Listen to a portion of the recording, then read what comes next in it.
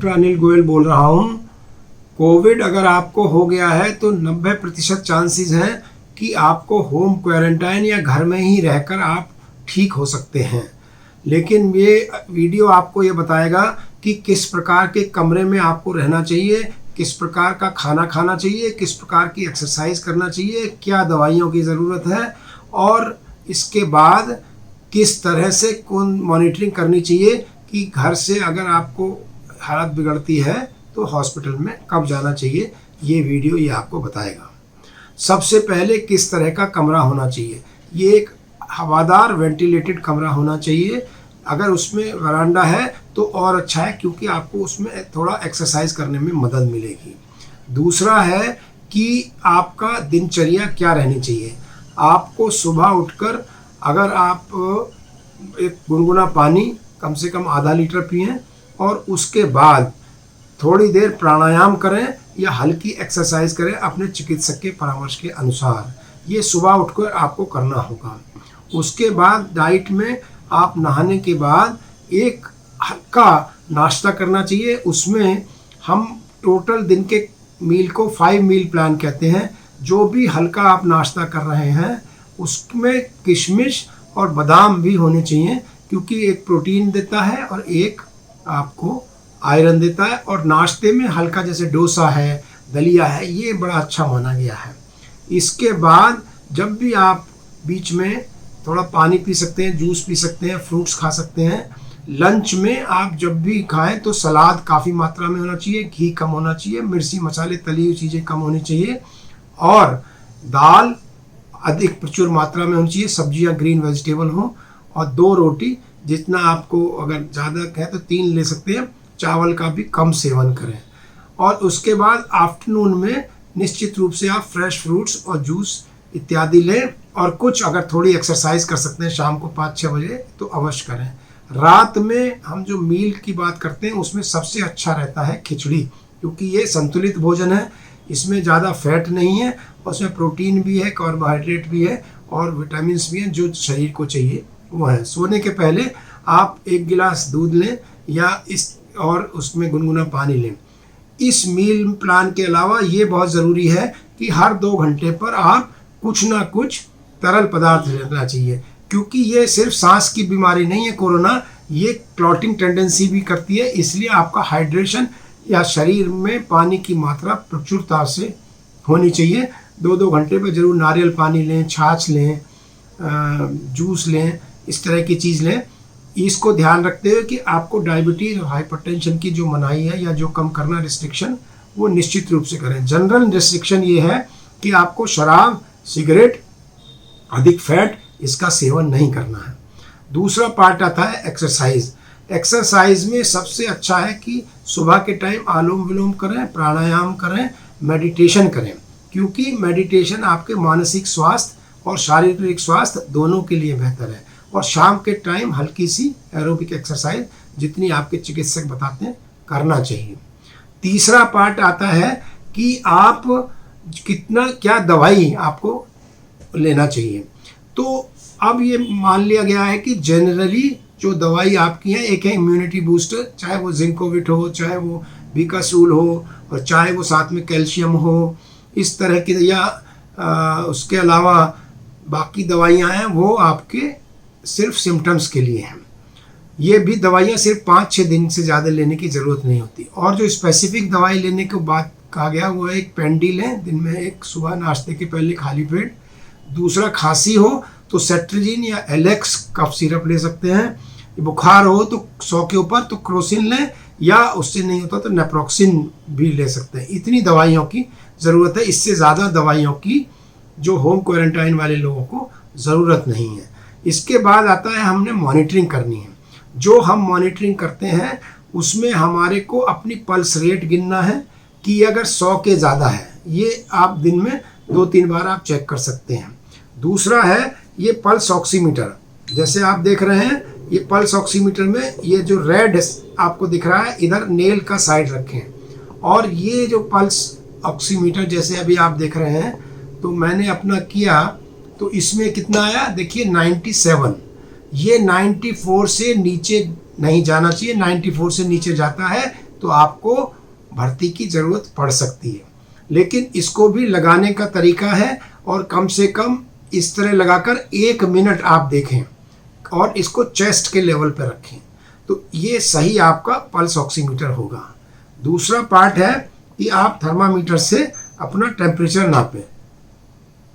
तो इसमें भी आपको थर्मामीटर को 1 मिनट कम से कम जीभ के नीचे रखना है, और ये थर्मामीटर से अगर बुखार बराबर 100 के ऊपर चल रहा है, क्रोसिन से भी नहीं ठीक हो रहा है, पल्स ऑक्सीमीटर 94% से बराबर नीचे जा रहा है, 90 के आसपास आ रहा है, और तीसरा या बराबर उल्टियाँ हो रही हैं, पल्स रेट 100 से ऊपर जाता है, या रेस्पिरेशन रेट, सांस की गति कैसे नापेंगे? एक आपने सांस लिया, एक बाहर निकाला, तो एक ये पूरी सांस कहते हैं, ये अगर 24 से ज़्यादा है तो आपको हॉस्पिटल में भर्ती की ज़रूरत रह सकती है।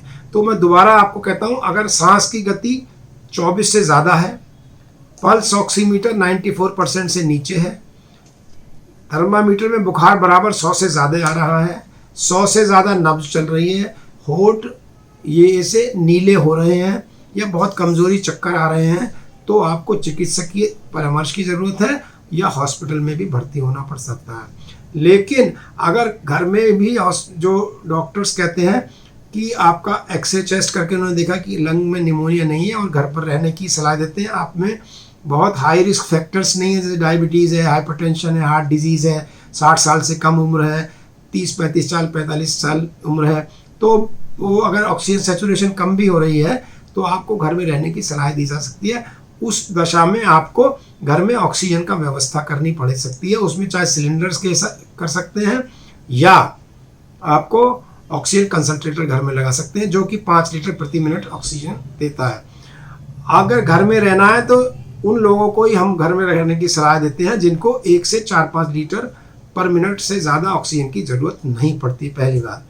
दूसरा, जब भी आप ऑक्सीजन सिलेंडर यूज़ करेंगे या ऑक्सीजन कंसंट्रेटर यूज़ करेंगे, तो उसमें एक ह्यूमिडिफायर या पानी के थ्रू वो जाती है ऑक्सीजन, तो ये देखना है कि वो जो ह्यूमिडिफायर है, वो जो पानी है, वो उस डिस्टिल वाटर होना चाहिए, रोज़ाना बदलना चाहिए, नहीं तो फंगल इन्फेक्शन का डर रहता है। ये हो गया मॉनिटरिंग और कब आपको अस्पताल जाना है। इसके बाद आप जब कमरे में रहते हैं तो आपको कमरे की सफाई की व्यवस्था देखनी है, आपको अपने खाने के बर्तन की व्यवस्था देखनी है, अपने पहनने के कपड़े या अपने बिस्तर के कपड़े इत्यादि की व्यवस्था देखनी है। तो इसके लिए आपको जो मास्क आप पहनेंगे, ये ध्यान रखिए, ये 3 प्लाई मास्क, और ये भी प्रॉपर नोज़ ब्रिज को कवर करे और इस तरह लगे कि चिन के नीचे कवर रहे बिल्कुल, तब ये मास्क ठीक माना जाता है। और इस मास्क को 4 से 6 घंटे पर आपको बदलना है, और इस मास्क को भी जब डिस्पोज करेंगे तो 1% हाइपो सॉल्यूशन में डालकर उसके बाद एक बंद ढक्कन वाले बर्तन में डिस्पोज करेंगे, जिससे कि वो बायोमेडिकल वेस्ट में जा सके। और 1% हाइपो क्या होता है, आप जैसे 5% या 10% वाला क्लोरीन वाटर लें, अगर 5% ले रहे हैं तो 1 लीटर क्लोरीन वाटर और 4 लीटर पानी मिलाएंगे तो 1% हाइपो बन जाएगा, या 10% वाला क्लोरीन वाटर होगा तो 1 लीटर क्लोरीन वाटर और 9 लीटर पानी मिलाएंगे तो 1% हाइपो होगा। ये जितने भी आप कपड़े पहनते हैं, जितने आप कपड़े जो बिस्तर के हैं, उनको 1% हाइपो में 15-20 मिनट आधा घंटा डालिए, और उसके बाद साबुन पानी से धोइए। आपके पास वो अवेलेबल नहीं है हाइपो, तो साबुन पानी से भी धोकर वो आप वरांडे में सुखा सकते हैं। और जो आप बर्तन यूज़ कर रहे हैं वो या तो डिस्पोजेबल हो या सिर्फ आपके लिए ही यूज़ होंगे। ये बहुत इम्पॉर्टेंट बात है कि इसके अलावा आप बाकी तीमारदारों से नहीं मिलेंगे, और कम से कम जो खाना या कोई देने आ रहा है तो 2 गज से ज़्यादा दूरी होनी चाहिए, और ज़्यादा हो तो और अच्छा है। फिर आपके जो कमरा है उसको भी डिसइंफेक्शन की ज़रूरत पड़ सकती है, तो उसमें भी आजकल स्प्रे आता है, वो भी 1% हाइपो से पूरे कमरे में स्प्रे करेंगे, 1-2 दिन में एक बार बाथरूम में करेंगे, क्लीनिंग करेंगे। तो इस प्रकार जो वायरस, जब आप बीमार हैं और उस कमरे में घूम रहा है, तो उस वायरस को भी आप ख़त्म कर सकते हैं। तो इस तरह से आप, अगर अब आप कहेंगे कि कब हम ये होम क्वारंटाइन ख़त्म कर सकते हैं, होम क्वारंटाइन ख़त्म करने के लिए या तो 17 दिन में ख़त्म करते हैं, या बुखार ख़त्म होने के 10 दिन बाद होम क्वारंटाइन ख़त्म किया जा सकता है। और हम सबको ये ज़रूर ध्यान रखना है कि हॉस्पिटल एडमिशन में देरी ना करें, जब भी ज़रूरत हो तो चिकित्सकीय परामर्श लें। इस सब के बीच में हमारे पास जो हमारे जनरल ड्यूटी अटेंडेंट्स हैं, वो हमारी जो साफ़ सफाई वाले हैं वो कर सकते हैं, और हमारे पास डॉक्टर का 24 आवर्स का नंबर होना चाहिए। और जैसे कि जो कोविड ऐप है, हर स्टेट में अपना ऐप होता है जहां पर बेड की अवेलेबिलिटी दिखाते हैं, तो उसके माध्यम से जब ज़रूरत हो आपके अटेंडेंट आपको भर्ती करा सकते हैं। इस प्रकार आप स्वस्थ रहेंगे और मुझे लगता है आपको हॉस्पिटल जाने की आवश्यकता नहीं पड़ेगी। इस सब में ये बहुत ज़रूरी है कि आप मन में नकारात्मकता ना लाएं, इसको बिल्कुल सकारात्मकता से इस बीमारी को फेस करें। इसमें बिल्कुल भी डरने या घबराने की ज़रूरत नहीं है, सिर्फ अलर्ट रहने की ज़रूरत है, सावधानी की ज़रूरत है और इस नॉलेज की ज़रूरत है कि हम ये सब करेंगे, चाहे वो प्रॉपर एक्सरसाइज हो, प्राणायाम हो, खाना खाना हो, जिस दवाई की ज़रूरत है वो हो, कमरे की व्यवस्था हो, और अपने जो तीमारदारों से हमें अलग रहना है क्योंकि उनको भी कोरोना ना हो जाए, हमको ये भी ध्यान रखना है। इसके साथ ही मैं तीमारदार जो हैं उनके लिए भी कुछ शब्द कहना चाहता हूँ।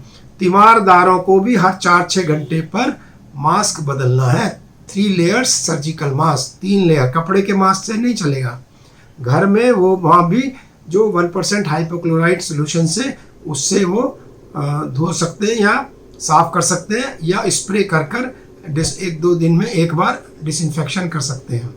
तो ये इन्फेक्शन को प्रिवेंशन भी करना है, हमको अपनी इम्यूनिटी भी बढ़ाना है, हमको जो दवाइयों की ज़रूरत है वो भी लेना है, और अपने तीमारदारों को भी बीमारी से बचाना है। ख़ास तौर से वो तीमारदार जो हाई रिस्क हैं, जैसे कि 60 साल से ऊपर के हमारे माता पिता होंगे, या छोटे बच्चे हैं, या प्रेग्नेंट महिला हैं, या डायबिटीज़ हाइपरटेंशन कोमॉर्बिडिटी वाले हमारे तीमारदार हैं। उनसे तो हमको बहुत ज़्यादा दूर रहना है और उनको भी हमसे बहुत दूर रहना है, तभी हम खुद भी स्वस्थ रहेंगे, अपने तीमारदारों को भी स्वस्थ रख सकेंगे, और एक पॉजिटिव सोच के साथ, ये विश्वास के साथ कि हमको अस्पताल जाने की ज़रूरत नहीं पड़ेगी अगर हम ये सब एहतियात बरतते हैं। मैं डॉक्टर अनिल गोयल